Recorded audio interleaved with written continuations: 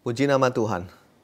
Di dalam kehidupan ini ada hal-hal yang kita harus melihat bukan dengan mata jasmani kita, tetapi melihat dengan mata iman kita.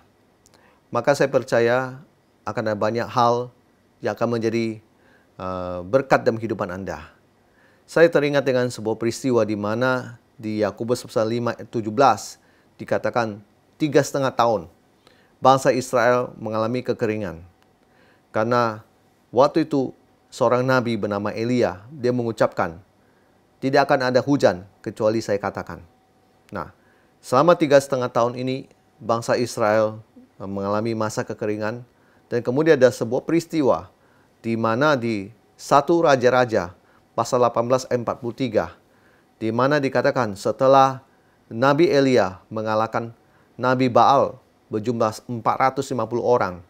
Dan sesudah itu ia menyuruh bujangnya untuk naik ke atas dan melihat ke arah laut.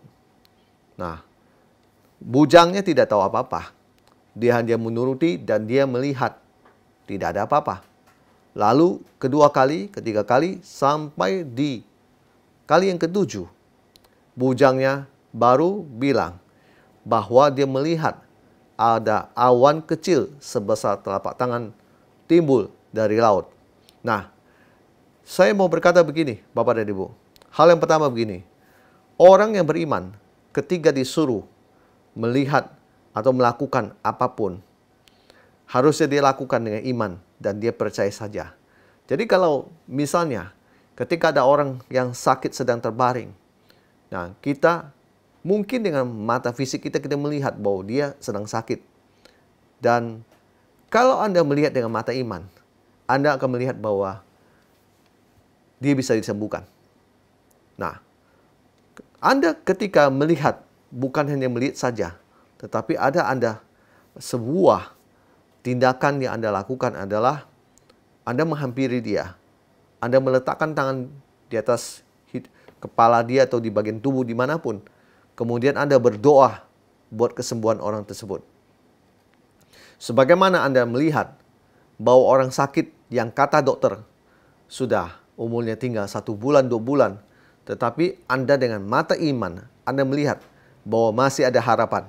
Di dalam nama Yesus, dia bisa disembuhkan. Nah, hal yang kedua begini, Bapak dan Ibu. Awan kecil sebesar telapak tangan, apalah artinya buat orang-orang yang tidak mempercayai mujizat, buat orang-orang yang tidak beriman?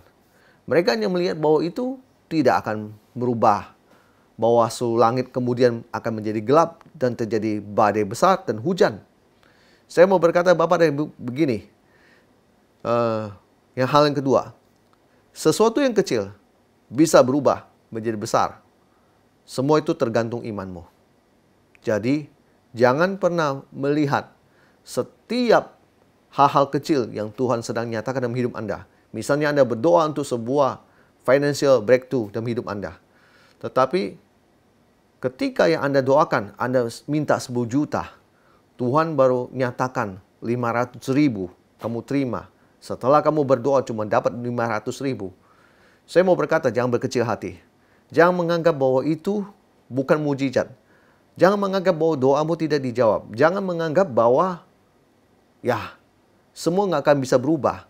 Justru ketika kamu mendapatkan 500.000 dan masih ada kekurangan 9.500.000 dari 10 juta hutangnya, kamu percaya saja bahwa pertolongan dari Tuhan akan datang. Tetapi kembali lagi satu, tergantung iman Anda.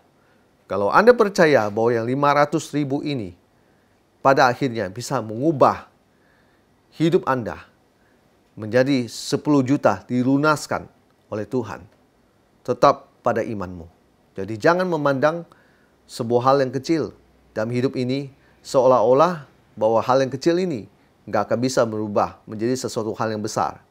Saya sangat percaya setiap kesempatan yang Tuhan berikan dalam hidup saya, sekecil apapun, dari doa dan pergumulan yang saya doakan itu, dan pada akhirnya saya melihat hal yang kecil itu kemudian menjadi besar dan menjawab setiap apa yang saya gumulkan selama ini. Puji Tuhan. Hal yang ketiga begini. Dikatakan bahwa Elia menyuruh bujangnya untuk berkata pada Ahab, yaitu Raja Ahab, "Pasang keretamu dan turunlah, jangan sampai engkau terhalang oleh hujan."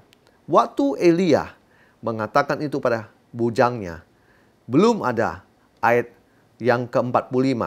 1 Raja-Raja pasal 18 ayat 45 maksud saya. Jadi belum terjadi itu, di mana dikatakan, maka dalam sekejap mata langit menjadi kelam oleh awan badai, lalu turunlah hujan yang lebat. Ini belum terjadi.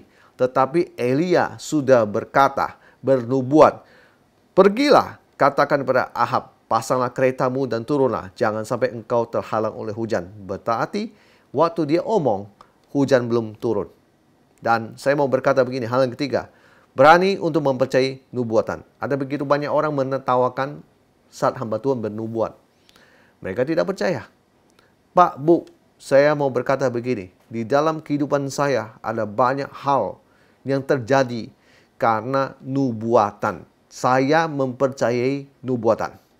Saya adalah hamba Tuhan yang mempercayai nubuatan. Saya mempercayai apa yang nabi-nabi Tuhan katakan. Dan tentunya orang itu saya tahu dia adalah nabi Tuhan. Jadi bukan sembarang. Bukan orang mengaku dirinya nabi, tetapi perkataan nubuatan yang dikeluarkan tidak pernah terjadi apa-apa. Hanya cuma perkataan manis, motivasi yang buat saya itu hanya omongan yang tidak berarti semua. Tapi saya mau berkata begini, ketika Anda bertemu dengan seorang nabi, dan nabi itu memberikan Anda perkataan nubuatan, belajar untuk mempercayai nubuatan itu, meskipun itu belum terjadi. Satu hal itu akan terjadi. Entah itu waktu dekat, waktu panjang, tetap nantikan. Nubuatan itu yang dari Tuhan pasti terjadi. Haleluya.